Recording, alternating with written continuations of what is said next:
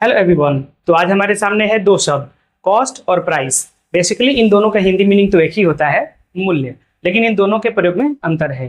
आइए समझते हैं कि कब हम कॉस्ट कहेंगे और कब प्राइस कहेंगे। देखिए, है क्या कि जब हम कोई चीज़ खरीदते हैं तो हम उसको क्रय मूल्य कहते हैं हिंदी में, और उसी को इंग्लिश में हम लोग बोलते हैं कॉस्ट। ठीक है, यानी खरीदने वाली चीज़ों को हम लोग कॉस्ट बोलेंगे। वहीं अगर हम कोई चीज़ बेचते हैं यानी सेल करते हैं तो उसको हम लोग बोलते हैं हिंदी में विक्रय मूल्य। ठीक है, और विक्रय मूल्य को ही हम लोग इंग्लिश में बोल देते हैं प्राइस। ठीक है, प्राइस सा है, ये ध्यान रखना है। तो मान लीजिए कि अगर कोई चीज़ खरीद रहे हैं, हम अपना कॉस्ट बता रहे हैं कि मेरा कितना लग रहा है, तो वहाँ पर हम कॉस्ट कहेंगे।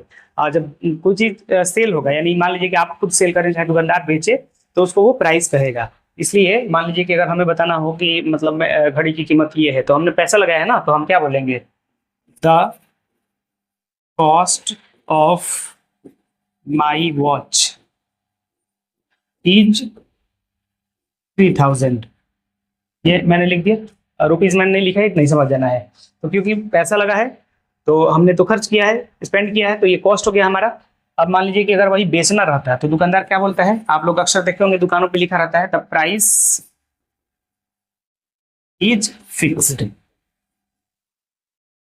The price is fixed. तो ये जो है इन दोनों वर्ड्स में डिफरेंट है। ठीक है, कॉस्ट और प्राइस। आशा करता हूँ आपको क्लियरली समझ में आ गया होगा, क्योंकि मैंने इजीली समझाने का प्रयास किया।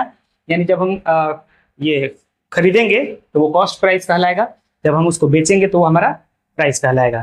तो वो एक सीपी एसपीबी होता है, वो दूसरा होता है मैथ में। फिलहाल आप इतना ही ध्यान रखिए। हम मिलेंगे नेक्स्ट वीडियो में नेक्स्ट टॉपिक के साथ। Till then bye.